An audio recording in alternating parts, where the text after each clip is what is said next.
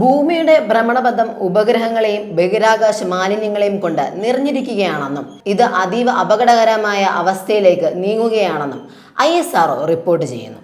കഴിഞ്ഞ വർഷം മാത്രം ബഹിരാകാശത്ത് 1.6 ലക്ഷത്തോളം അപകട സാമീപ്യ മുന്നറിയിപ്പുകളാണ് രേഖപ്പെടുത്തിയത്.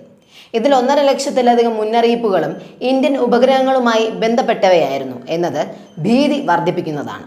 ഭ്രമണപഥത്തിലെ വസ്തുക്കളുടെ സാന്ദ്രത വർദ്ധിക്കുന്നത് കെസ്ലർ സിൻഡ്രം എന്ന പ്രതിഭാസത്തിന് കാരണമായേക്കാം.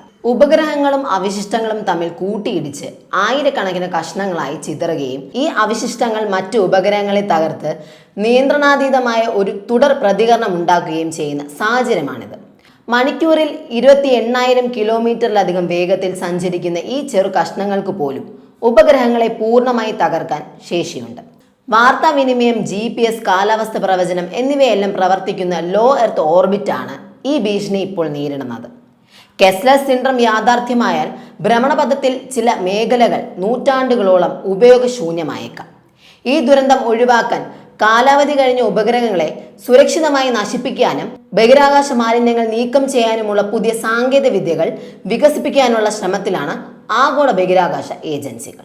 സൂര്യന്റെ തൊട്ടടുത്തെത്തി വിസ്മയിപ്പിച്ച അപൂർവ സൺഗ്രേസർ ധൂമകേതുവായ C2026A1 അഥവാ മാപ്സ് പൂർണ്ണമായും ശിഥിലമായതായി നാസ സ്ഥിരീകരിച്ചു.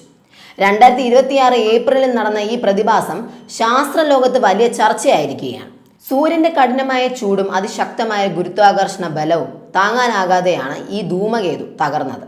ക്രോയിറ്റസ് കുടുംബത്തിൽപ്പെട്ട ഈ ധൂമകേതുവിനെ നാസയുടെ സോഹോ, സ്റ്റിറിയോ എന്നീ പേടകങ്ങൾ തത്സമയം നിരീക്ഷിച്ചിരുന്നു. സൂര്യനോട് അടുക്കുന്നതിന് മുമ്പ് പൂർണ്ണരൂപത്തിലായിരുന്ന മാപ്സ് പെരിഹീലിയത്തിന് പിന്നാലെ വെറും പൊടിപടലങ്ങളായി മാറിയതായി സോഹോയിലെ ലാസ്കോ കൊറോണോഗ്രാഫ് രേഖപ്പെടുത്തി.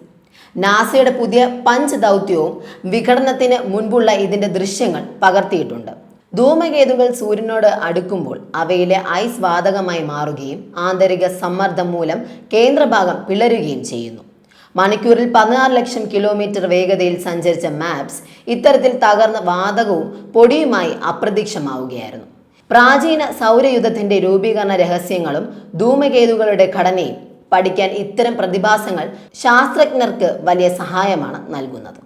ഭൂമിയിൽ നിന്ന് ഏറ്റവും വിദൂരത്തിലുള്ള മനുഷ്യനിർമ്മിത വസ്തുവായ വോയേജർ 1 പേടകത്തിലെ ഒരു സുപ്രധാന ഉപകരണം നാസ പ്രവർത്തനരഹിതമാക്കിയിരിക്കുകയാണ്.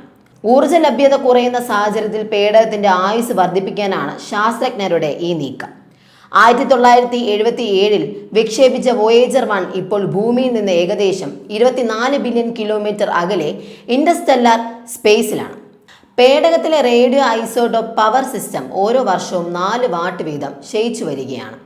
അതിനാൽ കൂടുതൽ കാലം പേടകം പ്രവർത്തിപ്പിക്കാനായി ലോ എനർജി ചാർജ് പാർട്ടിക്കിൾസ് എന്ന ഉപകരണം ഓഫ് ചെയ്യാൻ 2026 ഏപ്രിൽ 17 നാസ കമാൻഡ് ചെയ്തു. കഴിഞ്ഞ 49 വർഷമായി കൊമിറ്റ്സ് കിരണങ്ങളെയും അയോണുകളെയും കുറിച്ചുള്ള നിർണായക വിവരങ്ങൾ ശേഖരിച്ചിരുന്നത് ഈ ഉപകരണമാണ്.